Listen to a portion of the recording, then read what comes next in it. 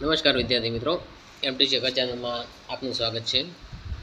ધોરણ 7 English grammar ભાગ number 2 the simple present tense. મિત્રો, ધ સિમ્પલ પ્રેઝન્ટ ટેન્સ એટલે કે સાદો વર્તમાનકાળ આજે આપણે ભણીશું. ટુ બીના વર્તમાનકાળના રૂપો ઇઝ એમર, ટુ બીના હેવના, ટુ હેવના વર્તમાનકાળના રૂપો હેવ, હેજ.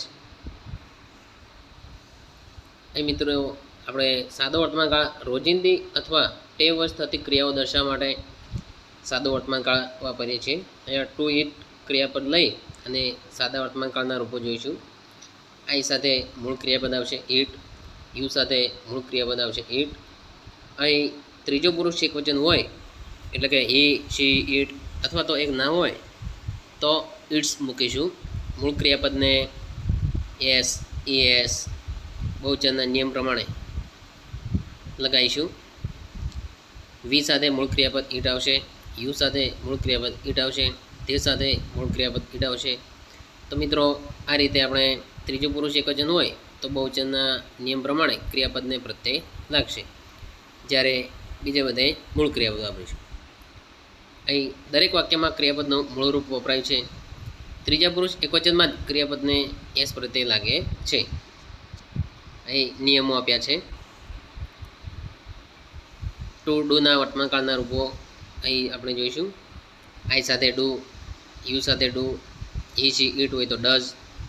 બહુચનમાં વી સાથે ડુ, યુ સાથે ડુ, તે સાથે પણ ડુ. અહીં પ્રશ્ન અને એના ઉત્તર કઈ રીતે લખવા એ વિશે માહિતી આપી છે. વોટવાળો પ્રશ્ન. અહીં વેર દ્વારા પ્રશ્ન પૂછાયો છે, વેન દ્વારા પ્રશ્ન, વીચ દ્વારા. મિત્રો, વીચવાળા પ્રશ્નમાં એક વસ્તુ ધ્યાન રાખીશું, વીચ પછી વસ્તુનું નામ આવશે. How many, how much.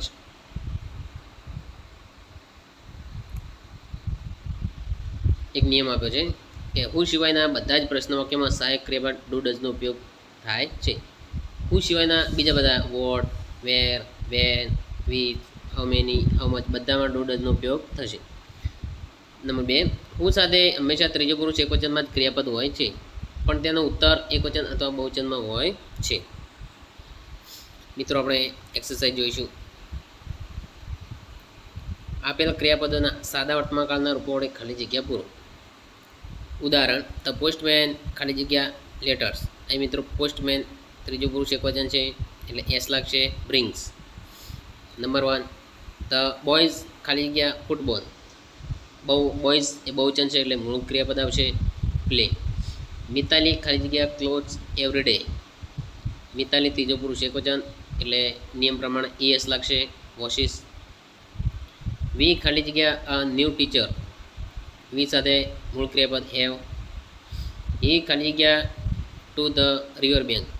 એ ત્રીજો પુરુષ એકવચન ગોનું થશે, ગોઝ. અતુલ ખાલી જગ્યા કાઇટ્સ. અતુલ ત્રીજો પુરુષ એકવચન ફ્લાયનું થશે, ફ્લાઇઝ.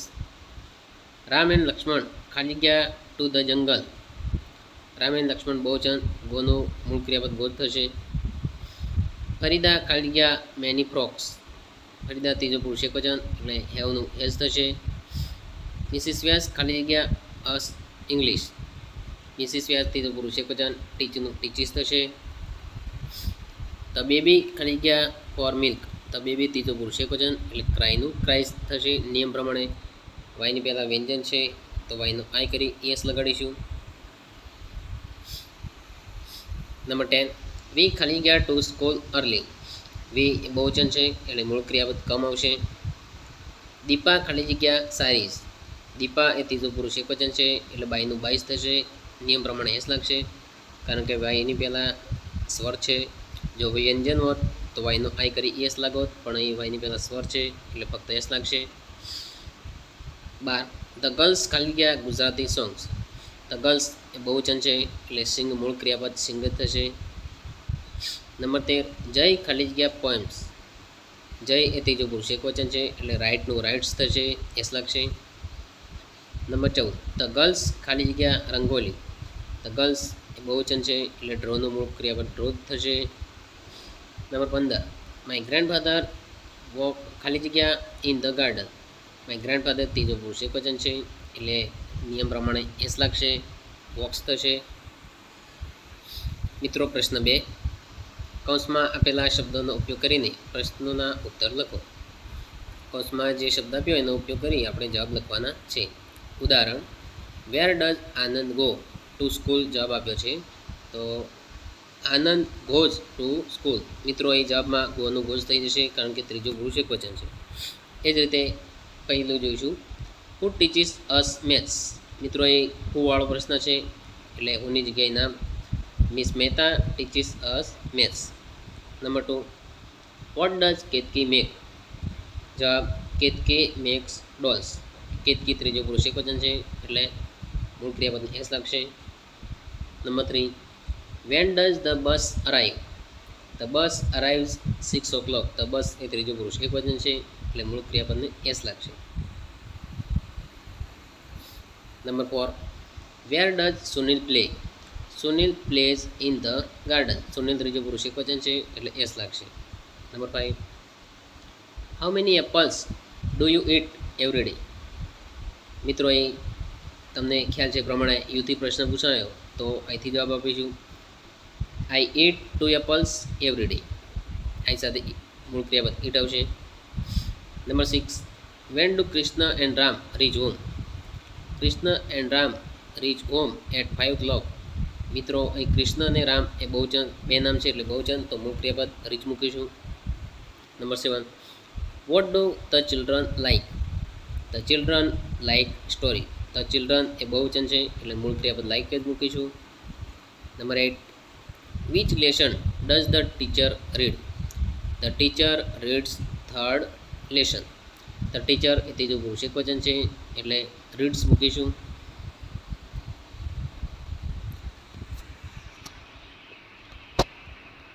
મિત્રો હવે પ્રશ્ન નંબર 3 રેખાંકિત શબ્દો ઉત્તરમાં મળે એ રીતે પ્રશ્નાર્થ વાક્ય બનાવો. મિત્રો અહીં રેખાંકિત શબ્દ આપ્યો છે એનો આપણે પ્રશ્ન બનાવવાનો છે. ઉદાહરણ જોઈએ મિસ્ટર શાહ ટીચીસ ઇંગ્લિશ. તો મિસ્ટર શાહ એટલે નામથી પ્રશ્ન બનશે હુ વાળો. નામની જગ્યાએ હુ ટીચીસ ઇંગ્લિશ. મિત્રો નામનો પ્રશ્ન બનાવવો હોય તો નામની જગ્યાએ ફક્ત હું મૂકીશું, બીજો કોઈ ફેરફાર કરીશું નહીં. હવે ઇંગ્લિશ એનો પ્રશ્ન બનાવવો છે એટલે what does mister Shah teaches. તો મિત્રો અહીં આપણે એક સૂત્રનો ઉપયોગ કરીશું. સૂત્ર છે WH ડુ ડઝ કરતા મૂળ ક્રિયાપદ અને અન્ય શબ્દો. મિત્રો અહીં આપણે પ્રશ્ન બનાવવાનો છે એટલે મૂળ ક્રિયાપદ મૂકીશું. આગળ જોઈએ number 1 Amol and Nita go to school at 11 o'clock. મિત્રો અહીં પ્રથમ પ્રશ્ન બનશે નામ છે એટલે હુ વાળો પ્રશ્ન બનશે. પ્રશ્ન એવો થશે who go to school at 11 o'clock. Number 2 school વાળો પ્રશ્ન બનાવવાનો છે એટલે સ્કૂલ એ સ્થળ છે તો વેર વાળો પ્રશ્ન બનશે. સૂત્ર પ્રમાણે મૂકીશું where do Amol and Nita go to at 11 o'clock. ત્રીજો પ્રશ્ન સમય આપ્યો છે. સમય આપ્યો હોય તો વેન વાળો પ્રશ્ન બને. પ્રશ્ન જોઈશું when do Amol and Nita go to school. એ જ રીતે નંબર 2 પુરીબેન સેલ્સ મિલ્ક. પ્રથમ નામ પુરીબેન છે એટલે હુ વાળો પ્રશ્ન બનશે. નામની જગ્યાએ હુ સેલ્સ મિલ્ક. નંબર 2 મિલ્ક એટલે વસ્તુ છે તો આપણે વોટ વાળો પ્રશ્ન બનશે. સૂત્ર પ્રમાણે મૂકીશું વોટ ડઝ પુરીબેન સેલ. એ પ્રશ્ન બનાવવાનો છે એટલે મૂળ ક્રિયાપદ મૂકીશું. એ જ રીતે number 3 the moon shines at 9. હવે એટ નાઇટ એ સમય છે તો વેન વાળો પ્રશ્ન બનશે. સૂત્ર પ્રમાણે પ્રશ્ન બનશે when does the moon shine. Number 4 V play cricket on the school play ground. પ્રથમ તો વી કરતા છે તો પ્રશ્ન બનશે હુ વાળો. Who play cricket on the school playground. બીજું ક્રિકેટ એટલે એ રમતનું નામ છે, તો વોટવાળો પ્રશ્ન બનશે. સૂત્ર પ્રમાણે જોઈએ, what do we play on the school play ground. જ્યારે આપણે ત્રીજી અંડરલાઇન છે on the school play ground એટલે કે સ્થળ છે, તો સ્થળ હોય તો વેરવાળો પ્રશ્ન બનશે. Where do we play cricket. આગળ જોઈએ મિત્રો, પ્રશ્ન નંબર 5.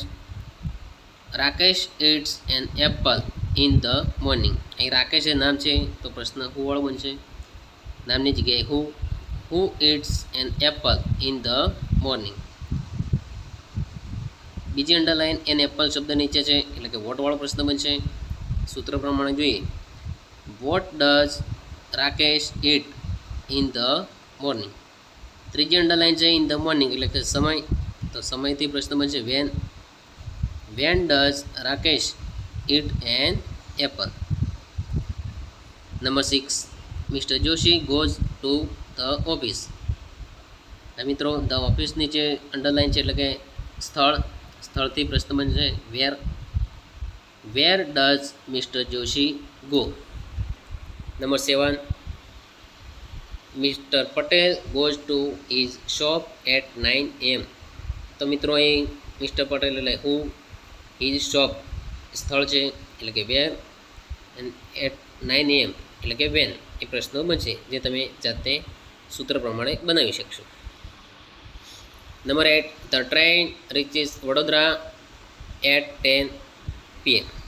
અહીં વડોદરા એ સ્થળ છે એટલે કે વેર, અને એટ 10 AM એ સમય છે એટલે કે વેન.